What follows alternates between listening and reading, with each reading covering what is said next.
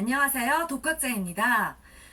오늘은 지난 시간에 말씀드린 대로 일본 문학편으로 넘어가서 몇 권의 일본 문학을 소개하는 그 첫 번째 시간이겠습니다. 우선 첫 번째로 소개해드릴 일본 문학 작품은요.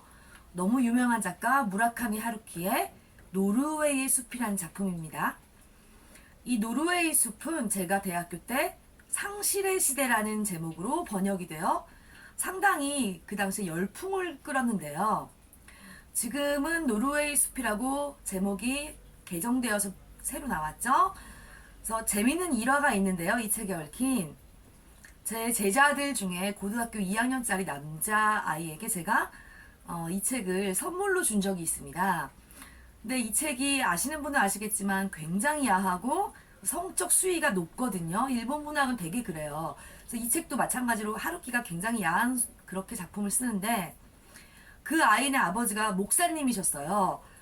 근데 이제 아버지가 선생님이 책을 선물해 줬다니까 어떤 책인가 하고 그거를 읽어보시다가 절반쯤 읽으시더니 그 아이에게 얘야 이건 대학교 가서 읽자 그러면서 책을 압수했다는 그런 일화가 있습니다.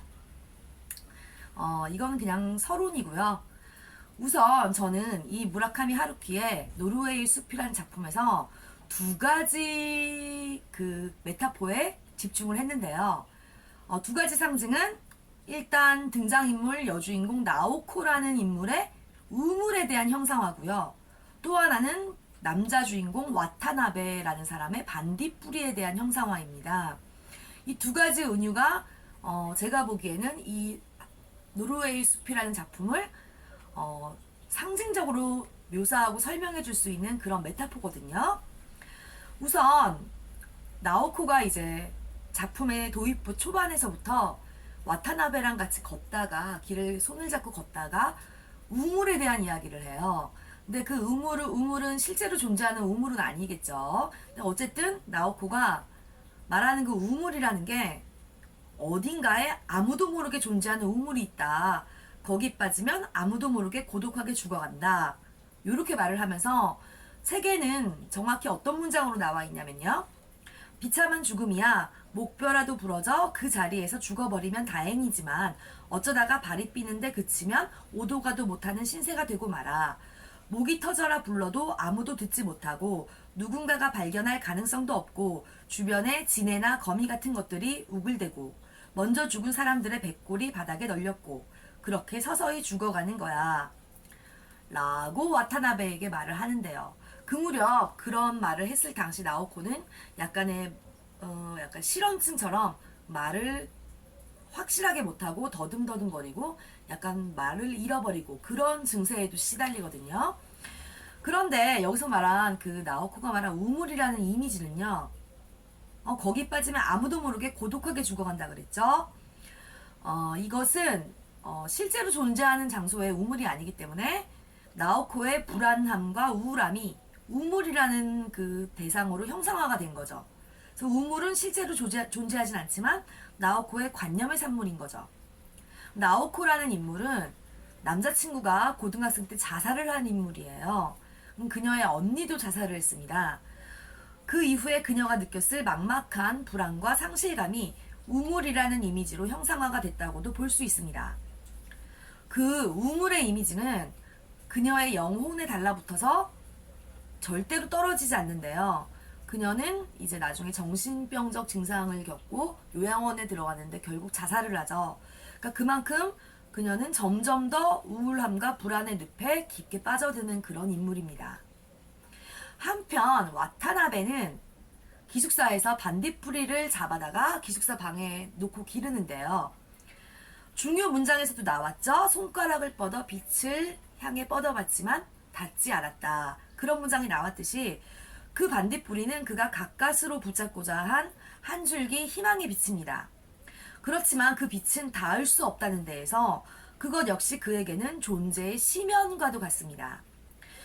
나오코와 와타나베가 다른 점이 있다면 나오코가 점점 더 깊고 무거운 우울에 빠져드는 동안 와타나베는 비교적 희망 쪽으로 조금 움직였다는 점이죠.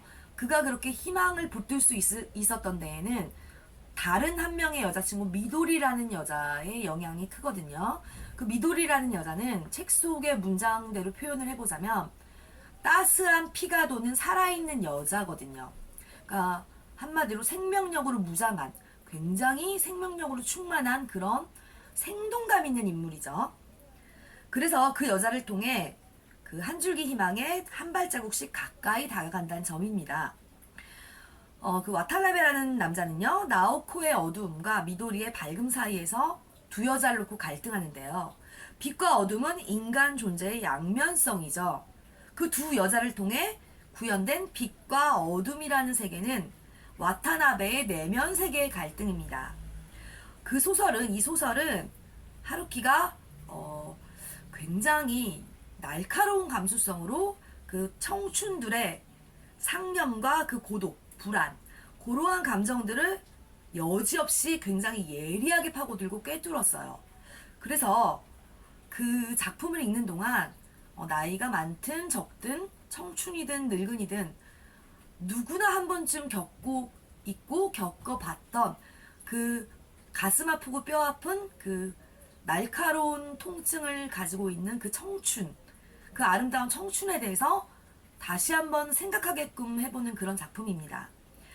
그와 더불어 이 하루키의 노르웨이 숲에는 비틀즈 같은 음악들이 굉장히 많이 등장하거든요. 사실 이 제목 노르웨이의 숲도 비틀즈의 노래 제목이죠. 그래서 이 비틀즈의 음악들도 함께 찾아서 들어보면 굉장히 매력이 더 부각되는 그런 작품입니다. 개인적으로 저는 하루키의 많은 수작들이 있지만 그 중에서도 가장 널리 알려지고 한국에서는 널리 알려지고 청춘이라는 테마를 본격적으로 다룬 이 노르웨이 숲을 개인적으로 굉장히 추천드리고 한번 일독해 보시기를 권해드립니다. 감사합니다.